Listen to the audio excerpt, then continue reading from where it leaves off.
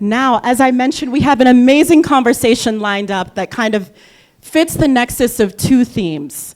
The first of which is having an ecosystem exchange. So understanding what are the lessons, the insights, the do's and don'ts that we can either translate from Silicon Valley to the African tech ecosystem, or the things that we should just flat out reject.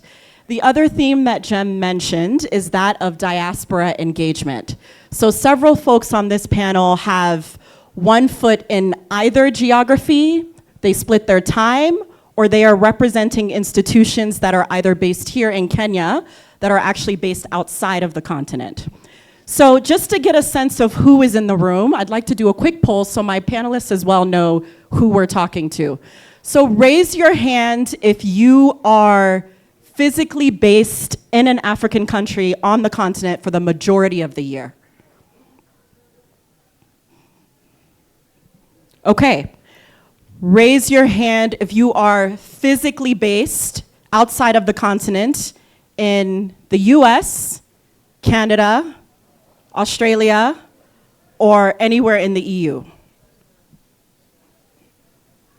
Okay, so we've got a really good mix here, which also reinforces this idea of building bridges. So, to turn it over to my panelists, I would love for you all to just give a brief introduction. And by way of opening up the conversation, give us one word that you would use to describe the African tech ecosystem. Inas, we'll start with you. Good afternoon, everyone. As you've heard, good afternoon. That's better. As you've heard, my name is Enos Westwa. I work with the British High Commission, that's the UK government. The country director for the UK Kenya Tech Hub. One word, I think it's growing. It's not yet there, but I think growing is the right word to describe this. Hello, everybody. My name is very difficult, so don't worry if you butcher it. I'm Zisa Kilu, and I am based, I think, almost 50-50 right now between San Francisco and Nairobi. And I wear many hats. First, I work at Google Cloud, where I lead system optimization strategies for machine learning and regular compute. So basically, think of it like all the systems globally that technicians use to build servers, that's the systems that I build. And right now I'm leading acceleration strategies for delivery of servers to the data centers. When I'm not doing that, I am also an angel investor. I've been in angel investing in the Kenyan startups, AI and deep tech specifically, for the last 5 years. And lastly, like as if I wasn't busy enough, on Friday, we are launching Clutch Foundry, which is going to be an innovation hub. Yes, we're hoping to build Africa's first AI and deep tech hub right here in Nairobi. So, yeah, happy to be here. I think the word that comes to mind, I have 10 startups in my portfolio, and the biggest thing I can say is they're very resilient. Hello, my name is Michael Mbaye.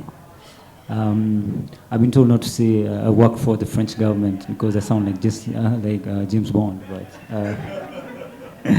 yes, I work for the Ministry of Economy and Finance for the French government. So for the past 2 years, I was more on the macroeconomic side. So it basically is called the DG Trésor, which is Treasury. We consult for the French government in matters, the economic state, for the 15 countries we're covering in Africa. But now I transited to the more tech and innovation department. That's why I'm here. It's called French Tech.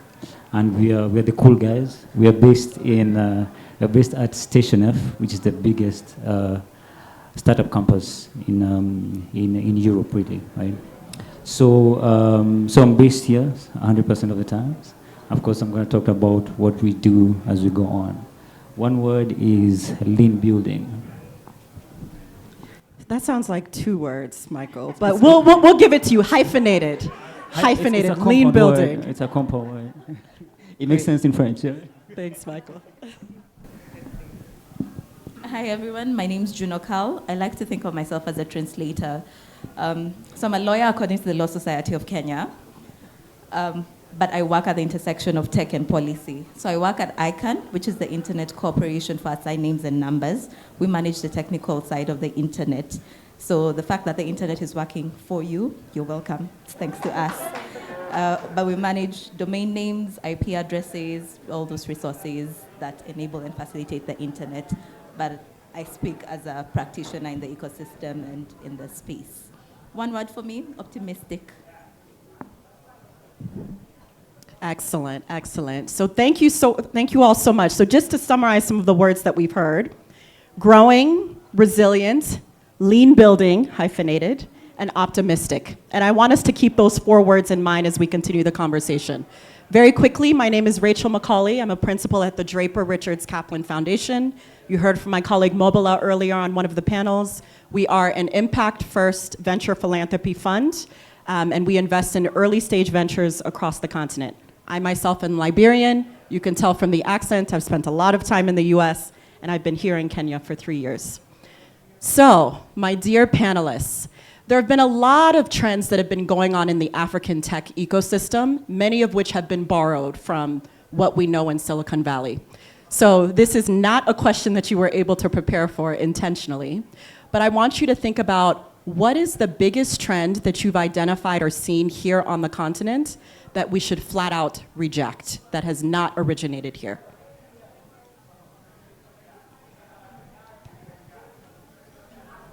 Can I start? Of course, over to you, Michael. I think it's chasing valuations, and that's something that's been talked about here over and over again. Because I mean, look at the GDP of Kenya and the contribution that SMEs and MSMEs have. It's great, right? And the contribution of startup is growing, but it's not as significant. So we have, in short, we have an MSME SME culture, which again goes back to what I was saying, lean building, right? If an SME starts a business and in 3 months it doesn't work, they're like, okay, cool. I think for whatever factors, I'm gonna either pivot, I'm gonna start a new business, right? But I think what has been borrowed negatively is if it doesn't work, we can always chase a higher valuation and continue chasing that until we are forced to a down round, right? So for us, it's something that we should totally reject, like artificially. Valuations are important, but artificially seeking them, and then that becomes a cancer. Great point. So inflated valuations and artificially structured valuations. Yeah, I would say applying technical strategies that don't make sense. So I meet a lot of startups that are doing blockchain, and when I actually ask them why they're using blockchain, there's really no real reason why they should be building an escrow blockchain startup. It's just that they heard that that's what's VCs are interested in. So that's something we need to just stop. And I'm seeing it a lot with AI as well. Everything is becoming AI enabled, AI powered, and we need to build just regular SaaS and regular startups as well. So. Excellent point, Zisa. So building technologies that aren't necessarily relevant for our context, that are more trendy than they are relevant. Yeah, just slapping on additional technical strategies that are not needed. Excellent. Enos? A couple of things, and I think from what has been said, I agree. And just to add on the technical side, is that this cooler things that have been brought, and the cooler parts of building a company is that I'm in AI, I'm in blockchain. So they tend to be cooler, but they're not really set for the market. And this has been a conversation that you will often find when you're either trying to ask the startup or basically the startup. So what do you really solve? From a solving perspective, they really don't make sense, but they will package the product to look like it. So, and just to also add, I think there's also, like my good friend has said, we need also to have some sort of foundational knowledge that is contextualized. And what I mean by that is that when you sit in such a room and people talk about the Silicon Valley, I think 90% of the startups we deal with at a very low level, they really don't understand that language. And reason being, we are caught up into SMEs and startup, and we really don't understand which is which. So you'll find an accelerator program that has filed a startup and an SME and using same sort of content to try and convert them into commercial value that is highly scalable. You're dealing with impossible unit economics for an SME, and you hope that at one point, miraculously, they will get to 10x. Excellent point. June? I think for me, copy-pasting legislative frameworks, wearing my lawyer hat, you know, the GDPR came in 2019, all African countries are like, yeah, copy-paste, but then we don't customize and specialize to a specific and unique situations, so copy-pasting. Excellent. So the theme that I've heard across all four of you is starting from a place that isn't contextualized, but trying to borrow first before building and solving a problem that's on the ground, whether it's from a tech perspective, framing, valuation, and even policy sometimes, which we'll talk about. So June, as our resident lawyer on stage, let's talk a bit about the regulatory environment as it relates to investing here on the continent. How can the regulatory environment in Kenya be optimized to provide incentives for investors that are both outside of the continent and those that are right here in Kenya, especially when you are dealing with a regulatory environment that is hard-pressed to tax? So let's step aside, well, let's take a step back and move away from Kenya alone, and then we'll delve and zero in on that, because Africa is a country. We tend to move and operate the same way, especially when it comes to a legal environment. So what are the key things that need to be in place just to enable and facilitate a good framework for investors in the ecosystem? Obviously, first and foremost, a good IP framework, so intellectual property, right? But everything that every founder in the room comes up with is intellectual property. And that's a conversation we don't really like to have, because we go straight into the let's create the product, you know, let's roll it out, let's implement, but then there's also the IP situation around it, which then becomes relevant when you're talking to investors and they ask you, okay, have you registered this? So a good, robust IP framework, top of mind.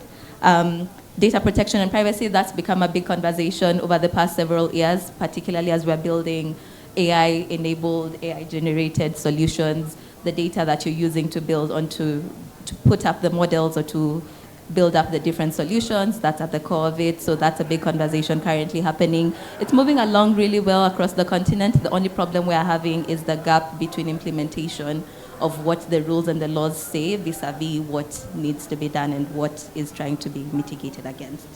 I think a key thing that's key for most African countries and will help a lot in the investor ecosystem is transparent and predictable legal systems. I don't know how many of you have heard about the Binance situation in Nigeria, where we had founders imprisoned for a number of weeks. One got out and left the country, the other one just recently left. Such situations and scenarios make it difficult for a lot of investors externally to come into the continent. So it helps to have good resolution systems or good forum that allow for a clear and predictable ecosystem for when people have issues and disputes come up. There's a lot around it, but I'll just highlight the key ones, which are around political stability and elections. Rachel, I can tell you've been in Nairobi for a while, because the first thing you started with us on was rejecting. So you know what the situation has been like in Kenya for the past years. The past year, 2024, has had about 50 global elections across different parts of the country, different parts of the world, including the US. We had 14, 15 in Africa. We've just finished Ghana. A number of different countries have had different elections. But then what that means for the investing industry and the space is that you're not able to plug into a country when there's so much uncertainty. Like the panel before that Dr. Jane was moderating was talking about, there's a lot of unpredictability, and everyone has to kind of say, okay, pause, let's wait for the new government to come in first, see what the priorities are, and then we plug onto that. Lastly, tax, which is what you spoke about. Over the years, we keep saying as policy practitioners, and I wish Ben Roberts was in the room because he leads the ICT committee in Kenya. If you don't know him, you should. But one of the things that we've constantly advocated for on the country and across the continent is a predictable tax framework. When I come into a country, let me be clear on what my tax obligations are. Unfortunately, for different countries, that shifts time to time, whereas then you come in, you don't have any obligations around income tax or withholding tax. The next year, there's new obligations that are introduced. In other countries, it's even harder to get your money out. Think of Ethiopia, for example. Getting your money in and out of the countries aren't as easy. So a more predictable and robust tax ecosystem and framework. And we can delve further into those separately. Excellent. Thank you, June. And we could probably have a whole separate panel just about tax implications and incentives and disincentives. But I will pause there and turn it over to you, Zisa, because I think that's a nice segue. AI has been the flavor of the year. And you have been in this space for several years, both institutionally with Google, independently as an angel investor. How have you been able to navigate this new trend from an investment perspective? And what potential regulatory hurdles have stood in your way? Okay, so I love it. I really love it. I'm a computer scientist by education, so the nerd in me just is very excited. I missed the first boom of tech in Silicon Valley, but it's literally so exciting to be in San Francisco right now. AI is just, it's exciting times. Anyway. We can see you glowing just talking about AI. I know, the nerd in me. I think, well, I haven't invested in AI companies in 5 years, right? What's been interesting is a lot of the startups I started the journey with have pivoted into AI and then seen a lot of gains since then. So I can't take credit for having identified that they were AI first companies. But what I am happy about is because I'm in Silicon Valley and because of the work I do, I have been lucky to be in a few moderating panels.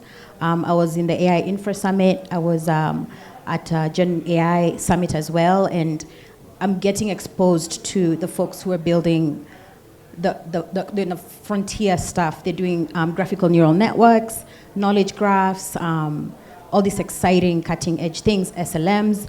And so just being in the rooms and hearing them talking about what they're building, it has been enlightening. And I think that has also informed how I'm able to bring that back to the to the investments that I have made with the startups here, and being able to tell them, hey, this is where the market is going next. There is a startup that I'm working with right now. They were building an agentic AI framework, but they weren't framing it that way because that's not the language they had. And then I went to a conference for Sierra AI, and they're leading agentic AI, one of the biggest agentic AI companies in Silicon Valley right now. And after I got the language and I was able to hear what they were saying, and then there's another one called Agentic AI, I was able to actually get all that material and bring it back. And they've actually been able to reposition themselves and shape what their portfolio is towards that. So I think I can't say that I've seen any AI startups right now that are in that space, but we're building towards that.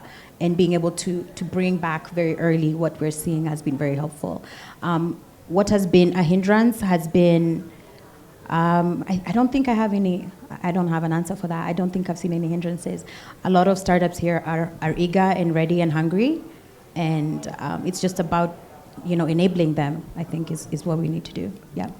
That's a really optimistic way to talk about engagement in AI on the continent. So I'm an optimistic person. Appreciate that perspective, and I think a good segue to turn it over to Inos and Michael. You both are here on the ground helping to build the ecosystem. collaborating with startups on a day-to-day basis, and you are representing institutions that are not based here. So from your perspective, how can we build an ecosystem here in Kenya that is inclusive while rejecting some of the things that we talked about that just aren't relevant for our context? Yeah, I think first and foremost is really to do a lot of ecosystem engagement at a very, really understanding the problem in the grassroots and how co-designing and co-creating together with the various partners, the various stakeholders for the ecosystem.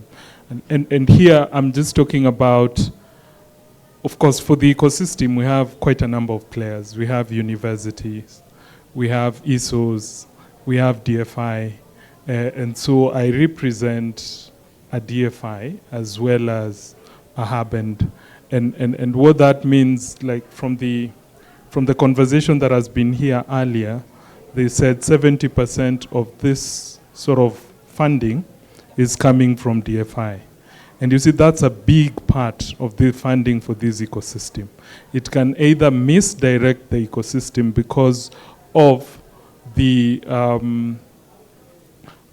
outcomes that we are looking, or the impact we are looking, not necessarily. So impact might not necessarily translate to commercial value.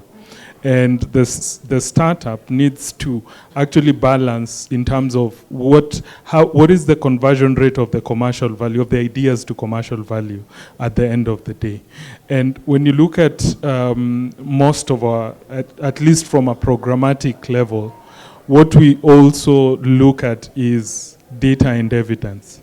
So in our, how we work is that we leverage on institutions which are internally that do a lot of research and and evidence and data.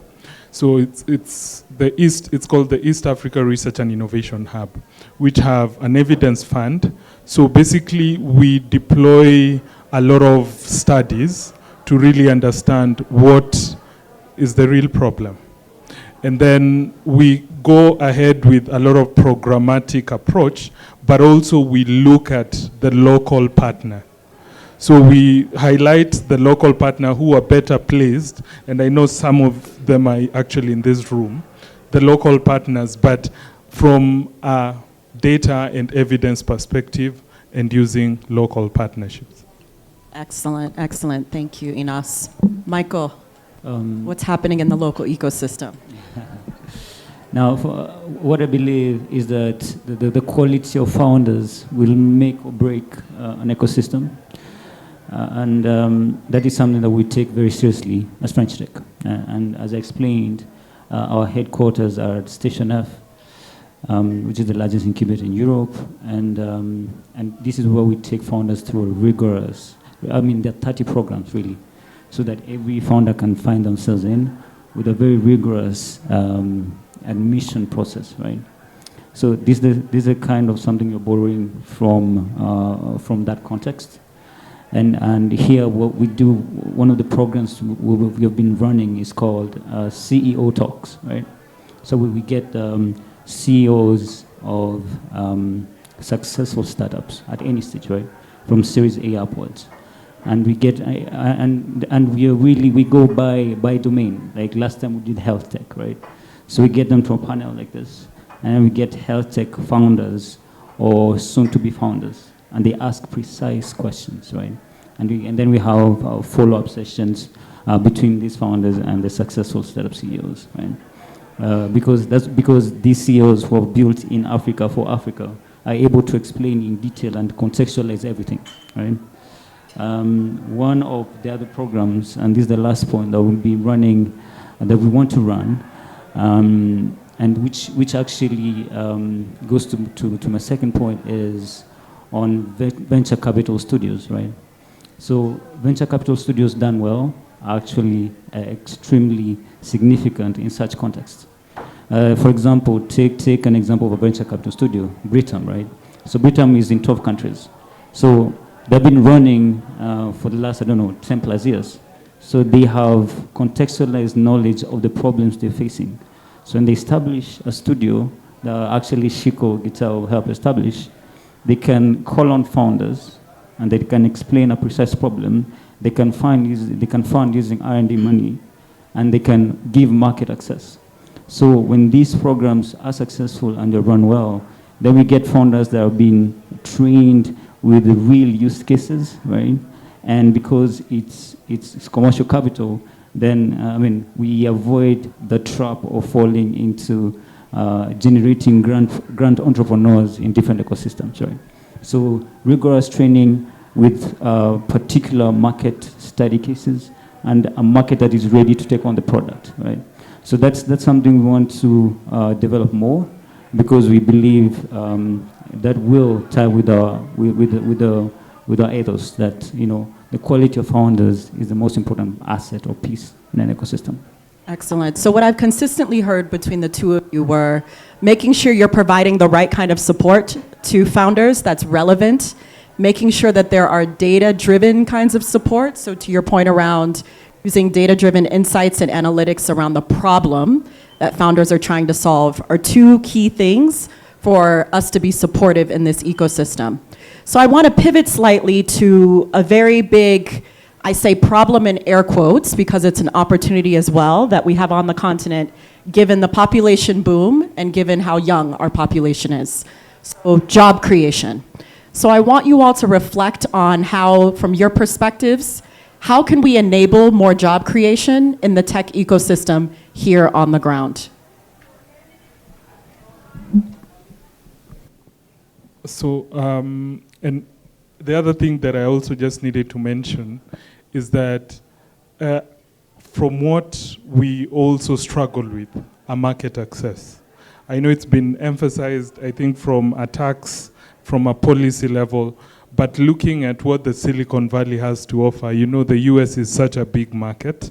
You can absolutely build a billion company and not move out of the US. Try Kenya. You will basically be, and you see, a lot of us have that vision from the Silicon Valley, I'm going to build a $1 billion company. So, and this, I'm just tying up to the next point, and then about job creation. So, we did it wasn't a research, but a study on cross-border markets to enable scale-ups. And part of that it culminated into a toolkit called Scale-Up Market Linkage. So basically, it has a regulatory framework for cross-border markets, so a regulatory checklist. And then there's something that came up also in the previous panel about partnerships. So partnerships also came out in terms of the validation that we were doing on that study. And so what we did a follow-up program based on this called Growth Path Market Linkage. So ideally, how do we design these partnerships, and how do we enable across Africa to actually be part of the toolkit? So that's a whole conversation that I don't want to get into, but that's just an intervention that back to the job thing, I think what is very key for us has been the programs that we try to come up with that can address some of the challenges we have in jobs. And one which is quick is called Nicobiz. So we've separated startups and SME. And in Kenya, 75% to 80% is actually SME.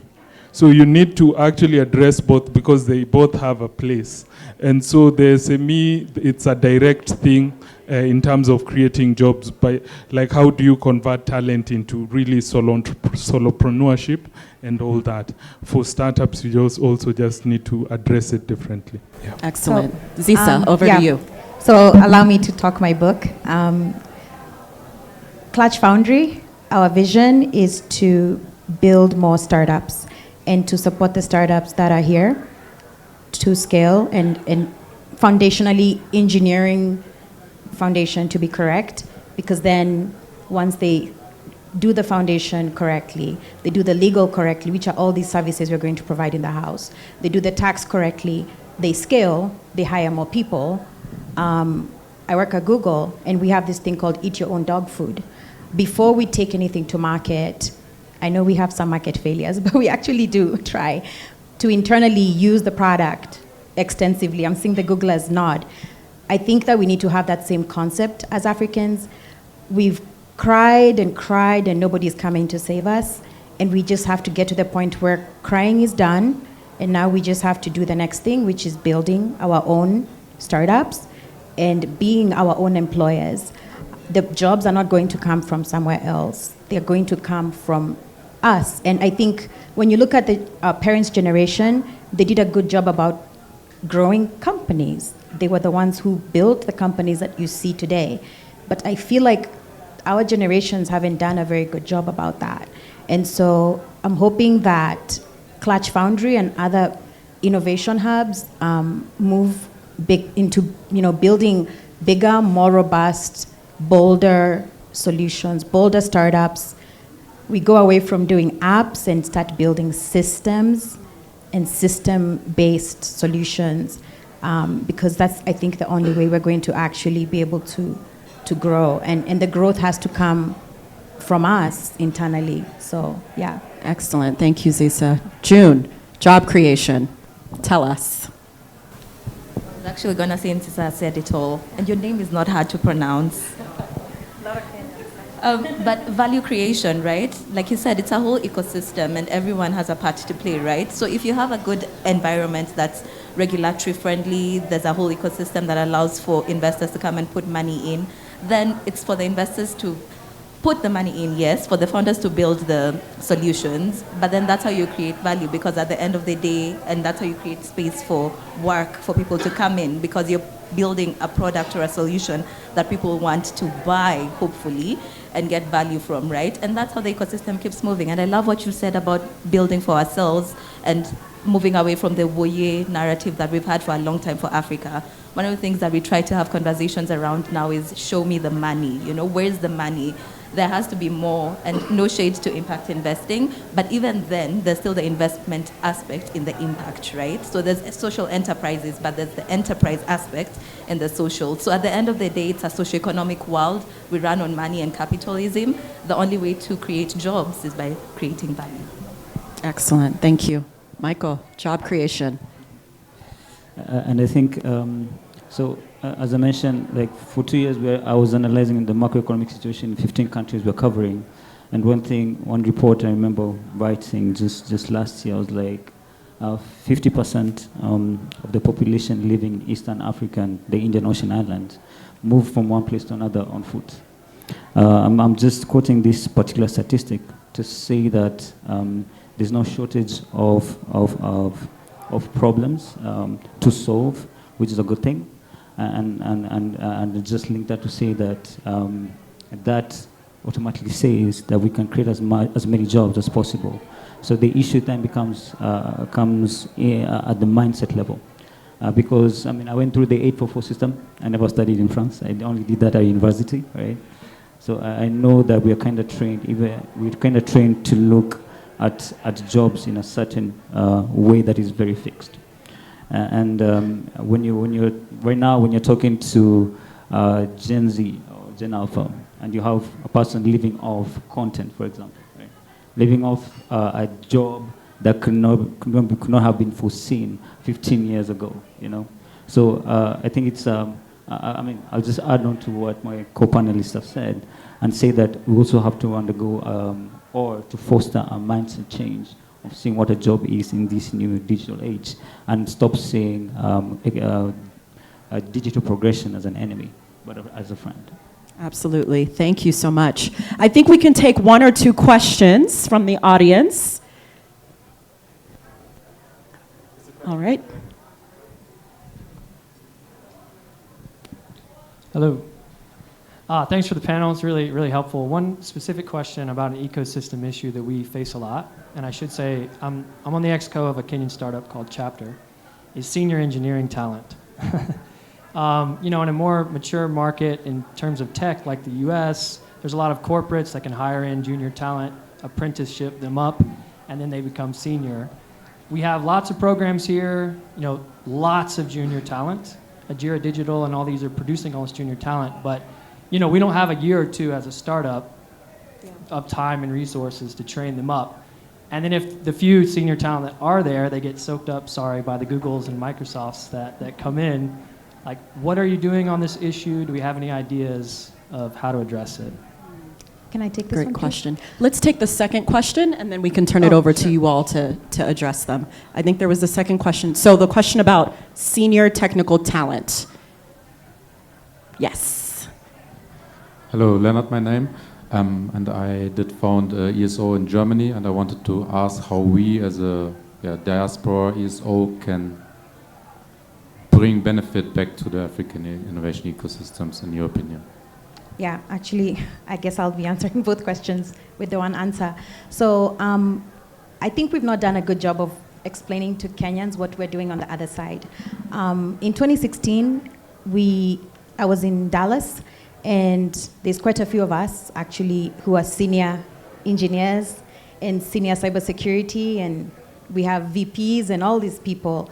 We decided to start a foundation. So kipna.org, K-I-P-N-A. We are 200 plus Kenyan IT professionals. We've grown outside of Dallas, and now we're national within the US. And these are all people like me who are saying, okay, I'm a senior, I'm a staff, what do I do next with my career? What do I do next to give back? So there's all these people who are looking for that opportunity. And I keep talking my book, and I'm sorry for this, but Clutch Foundry, one of the things we want to do is facilitate fractional relationships with these technical experts. And I think that they gain, and the startups here gain as well. We're also going to look at Silicon Valley experts and see if they can do either pro bono partnerships, also do a lot of knowledge shares. I'm going to be tapping into a lot of those, the Sierra AI guys and the GNN guys, and say, hey, do a 2-hour Zoom for the Kenyan market or African market. So those are some of the ways we're trying to bridge that expertise. The other thing is, as we were looking at what we can do next, a few of us were itching to also start getting into angel investing. So earlier this year, some of us branched out of Kipna, and we are in the process of incorporating Simba Growth, which is going to be a diaspora-driven angel investment network. I would love to talk to you about incorporating France into it, but I would love to see how we can grow a diaspora African-based network that can start to invest into African startups. Yeah, and we'll start deploying in January, and then I think we'll open up, after we structure, we'll open up a call for more people to participate. And just a quick plug to a few folks in the room. So Leonard is with a German, Berlin-based diaspora where they support Black founders in Germany, and they're looking to figure out what they can do on the continent. So connect there. I know we have Tanzania angel investors in the room as well. So as you're thinking about angel investing, connect there. And then of course there's NIBAN in the room as well. So just make sure that you all are able to connect to figure out how to pool your resources. Please, June. If I can just add, as a former diaspora, and I spent some time in DC and Cambridge, and then it got too cold, and I was like, the Nairobi equator is perfect. I've also worked for 2 fan companies, so I do understand that dynamic. A number of things come top of mind, right? When you're in those rooms, speak up and speak for Africa, I know a lot of you tend to be in very impactful, influential rooms where decisions are made for the world and the rest of the world, but then we don't really bring in an African perspective. So try and advocate for Africa in those rooms, be more louder and let your voice be heard. Secondly, create socioeconomic opportunities, At the end of the day, it's about the bottom line. Bring us your money, So I love to see all the networks and the investors in the room, but then bring us the money back home, and hopefully create value from it, because at the end of the day, you need a return on investment. It's not boye money and it's not free money. It needs to give you a return on investment that's competitive. Again, macroeconomics, like the biggest source of foreign exchange in Kenya is remittances, right? So say that again. The biggest source of foreign exchange is remittances, right? Yes. In Kenya, and that's been the case for years. Okay, and so if one more person from France sends me cash to buy real estate or a Shamba somewhere, you know. So I think there's a lot of education to go. And I don't know if you have faced that problem when you speak to someone in one of those countries. You're like, okay, instead of investing this in a piece of land, so there's a startup here that's going to give you 3x, you know. And here I've done the DD, and we're sure that this is something promising, right? So there's also, can I call it a cultural thing, ongoing, that once I get here, I'm going to send money by, you know, invest in real estate, buy a piece of land, and then come and retire slowly, you know. So that is something I don't know if you have. Yeah, I think what we're saying, and part of the reason why I want to do Clutch Foundry is because there's a trust factor involved, and unfortunately, and this also goes to investors in general, I think they'll be more trusting if they see a cross collaboration between like an African in Africa founder group plus like a African from abroad who has been vetted through, you know, the big companies or whatever. As far as trying to pivot people who are putting money into Shambas, I meet so many Kenyans in the US who don't want to even hear about investing in a Shamba. They've been conned. Their money has been stolen. What's a Shamba, Zisa? For those of us, a farm, yes, farms. right? Farm. Most Africans, when they think of where to put their money, they put their money in land. But so many who are abroad have been conned in the process, sometimes by their own relatives. But it doesn't mean they don't want to invest. It doesn't mean that they don't want their money to be put into something that grows, and especially something that grows locally. So I think the job that we need to do on this end is to create more trust, do better diligence, and make sure that the startups that we're presenting are vetted, however way we get there. And I think then people will start investing more. Yeah. Yes, just to add on what has been said, I think we did start a program called AAA with a partner called Veridian and Victoria Ventures. The AAA is Africa Angel Academy, and I think Nick from NIBAN was part of the first cohort. And the Veridian group did a study to really understand what happened. And I think we were in the room with them, and then I asked, so what does it take really to build a NIBAN? Because we've been celebrating NIBAN for a very long time with no one coming up through that program again, and we were asking ourselves. So the biggest question was the manager, the fund manager. So Nick, to get Nick to actually really do the job for this, because they always develop business case for whatever investment they're doing, they showcase. But because these are private individuals who are coming, and when it comes to administrative and all this work, there has to be some Nick somewhere who is supposed to do that and understand both sides of the stick, understands this is individual money, and then also understand the startups and can translate that to the individuals who are investing. So there's that bit. And then lastly, I think just to add on the same, so we tried to change that program a bit to capture the angel leaders.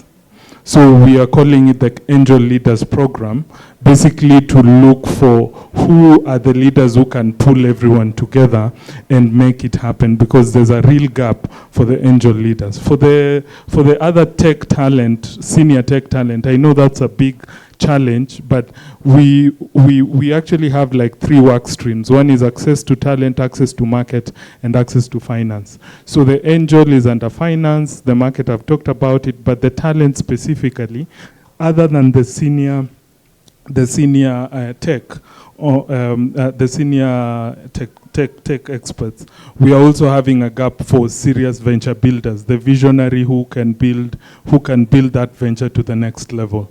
And those are the 2 gaps that I think with a lot of conversation, we can see how to build support around. Excellent, excellent. So folks, we have unfortunately come to time, but before we officially wrap up, I wanted to circle back on the senior tech talent question. And I wanted to turn it over to the other Googlers in the room, because what happens in Kenya is that there's an internal brain drain. And that is actually hurting the startup ecosystem not helping. So I want to hear from someone who is either of Microsoft, Oracle, Google, based here in Kenya, to talk about how are you helping to support the ecosystem from a tech perspective. Please, and introduce yourself. Then we'll do a wrap up. Hi, my name is Lorna, Google Kenya. I literally just moved back 6 weeks ago. So Karibu. Can I tell you that? Yes, you can. Yes, you can. What we're doing is we are moving by example. I thought to myself, I was in cloud with Caesar for the longest time. And I decided there's no better time to make that difference than right now. And so if you enter the Nairobi office, we actually have a lot of returnees, people who are reverse brain draining and bringing their things here. And a lot of us are similar to Caesar, doing things where we invest or we start things or we support other founders. This is not me as a Googler speaking, this is me as Lorna speaking, but that's what we're doing. We're trying to put our money, our time, our talent where our mouths are, some directly, like me by physically moving, some like Caesar by starting Clutch, where you're there, but you're also here and you're making your impact felt. Now this is me speaking, these do not reflect the stance of Google, this is just the average vibe I'm getting from Googlers in Kenya. And similar to like friends in Microsoft and IBM who are returning or like partially investing, part of NIBAN. We're trying to see how we can do both if we're not ready to physically move. Excellent. Thank you for that perspective. Last one. I don't live in Kenya. I'm Liberian. I revisited Liberia for the first time in 30 years in December. And as for the folks who were here earlier, I mentioned that my formative years were spent as a refugee in Ghana from the Liberian Civil War. I do want to ground this room and the Kenyans in this room that Kenya is leaps ahead. And so while there's room to improve, I think it's also important to sit and understand where we are today and have real hope for where we can be tomorrow. Because it's easy to get lost in the sauce and say, oh, we need to be better, and lose the momentum that is currently building. And so as a non-resident Kenyan and somebody who is here to learn, absorb, and also think about what my country can look like in the future, like a room like this, in a conference like this, know that the work is being done and you guys are the catalyst of that. And so I look forward to seeing what happens in 5 years, in 2 years, in a year. And so it's easy to get lost in the future, right? Like, how can we improve? How can we get better? Kenya is better today, and it will keep getting better. And I have this saying where every moment you acknowledge is the only time that you will be your worst version. Meaning, if this is the floor for Kenya, tomorrow is going to be much better. So I just wanted to ground us in that because it's easy to get lost in, where we are, thinking about where we need to be. So, not a Kenyan, but that's my perspective. Excellent way to reground us around the optimism. So for my co-panelists, I want us to close, finish this sentence. I am most excited about African tech because.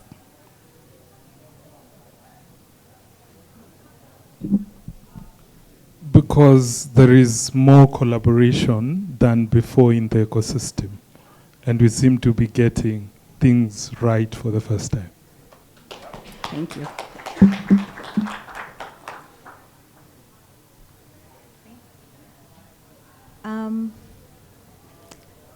I'm excited because I've always known there's brains in Africa. I'm a testament. The 844 system is really good. It prepared us and many other countries. There's so much brain in Africa, and I think it's been an access problem more than anything. And what's exciting me is the world is starting to know this, that we've always known this, but the world is starting to wake up to it. And so I see great things ahead. Yeah. Thank you, Caesar. Because we, as Africa, we can leapfrog some of the obstacles, infrastructural obstacles, that actually were a hindrance to developed countries when they were at this stage of development. talk about internet, talk about solar that we have, talk about Starlink that is able to connect the most remote of areas. So that's a great advantage. I think for me, it's because we're louder and we're bolder. The previous Hear, generations hear. were not. We are. You know, even putting together Silicon Exchange and this different forum and coming back home and building up, we're getting louder and bolder. So I'm excited for that. Last thing, Zisa? I'm going to just borrow a couple of minutes. Please bear with me, because a lot of people have had me talking about Clutch Foundry. Some of the things we're trying to do are compute pools, compute as a service, licenses as a service. ChatGPT just came out with a new model that's $200. If you're a startup in Kenya, you can't keep buying and purchasing licenses for all of these. So we want to try and create license pools for Anthropic and Sonnet and all these, you know. Some other things we want to do is partner with hardware companies and do hardware as a service. All these things to try and bring down the cost of getting into tech. But I'm crazy. I'm self-funded so far, and I've spent all my savings. And so if anybody in the room wants to join the Clutch journey financially, I would love to talk to you. So please find us. Thank you. Excellent. Thank you, Zisa. Folks, please join me in giving our panelists a round of applause for this amazing conversation.